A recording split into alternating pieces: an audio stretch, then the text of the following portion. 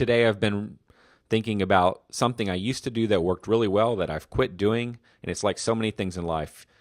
You do something, it works really well, you get success, you feel good, whatever, and then you slip out of your habit and you stop doing it. And what I've been thinking about and that I've got to return to is what's called theme days. So if you're an office dweller, if you can construct your day in terms of themes, for example, today I do meetings, today I do phone calls, today I work on finances, today I work on marketing, today I work on sales, today I do my project meetings. If you can construct your life in terms of themes, Monday is X, Tuesday is Y, Wednesday is Z, you'll be far more productive because you're grouping like work. Instead of taking phone calls every day randomly throughout the week, what if you could group most of your phone calls on Tuesday afternoons and Thursday mornings? That's not possible for everyone, but that's an example. What if you could never think about accounting, but only do accounting on Fridays?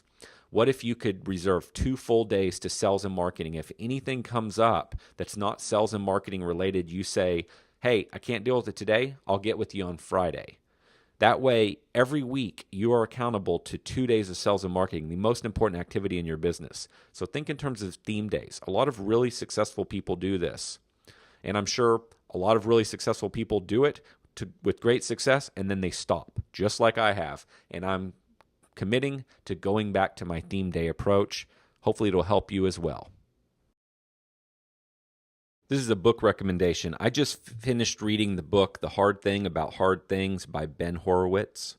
Now, this book, at first glance, is written by a guy that he's a VC, a venture capitalist, and he has been very involved in multiple technology companies. And so if you discount this book because it's a technology book in some sense, or it's written by a guy from technology, you'll miss out in a major way.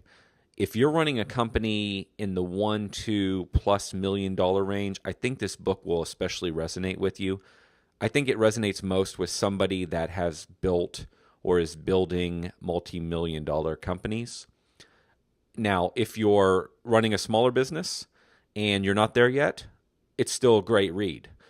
But you might want to come back and read this book again as you get bigger, and you'll be aware of and experience things differently that are said in the book.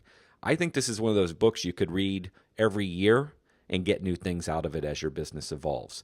So if you think your life's hard, if you think your business is hard, if you think you've been through challenging things, you should read this book. And next time you're frustrated by something, up against a wall on something, and you're not sure how you're going to solve it, I think you'll think about this book and you'll think, you know what? Some of the stuff I'm dealing with is kind of small. And some of my somewhat creative ideas aren't that creative. This is a really, really good book. Check it out, especially again if you're running a multi-million-dollar operation. If you charge credit cards and you often see your clients in the field, meaning you perform the work, then maybe you have them sign a work order or something after the fact, and then you collect payment and you just take a credit card number, or you take a check, or you type a credit card number into your computer system right there on site. If you will simply swipe the credit card instead of typing that credit card number in, it's called a card present purchase. That will save you money. Just simply swiping the card versus typing the number in. Great example is the guy that would come to my office to wash my car, and I give him my credit card, he types my credit card number in. If all he did was swipe it on his swiper, instead of typing that number in, he would save more money. And I'm not referring to Square in this case. I'm referring to a more traditional account where you have your own merchant account and you're not using Square. So reevaluate the way you're accepting credit cards and make sure you're swiping the card. It will save you a bunch of money. I'm in the break room at our Service Autopilot office. If you have a water dispenser, so if you have, like, for example, Ozarka that comes into your office and you pay them to re-stash your water or refill your water and drop off more water every month, which is what I've done historically at different businesses, and I think we were paying several $100s per month. So when we moved Service Autopilot, we got this thing right here. It's about waist high roughly to the top, And I don't know what we pay for this. It's about $100 and something a month, and then we'll own it in 3 years or something like that. And that includes service. It was a couple $1,000. But when you average it out, the cost of ownership is way cheaper than having Ozarka bring us water. This is fully filtered water.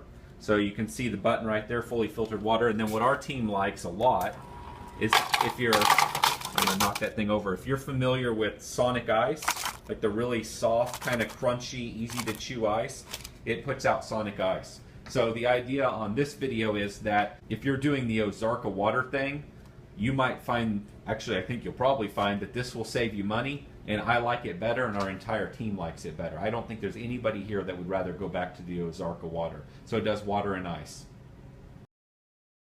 I was at Motley Fool in Washington, D.C. at their offices, and I have a stand-up desk that I use, and I really recommend having a stand-up desk if you're an office dweller. You spend a lot of time in the office. I have both the stand-up desk and then I have a table, kind of like a little conference table I can sit down at during the day, and I actually sit far too much. However, I was at Motley Fool in Washington, D.C., and they have stand-up desks. They have everything you can imagine. They're a pretty big operation. I think about 300 people.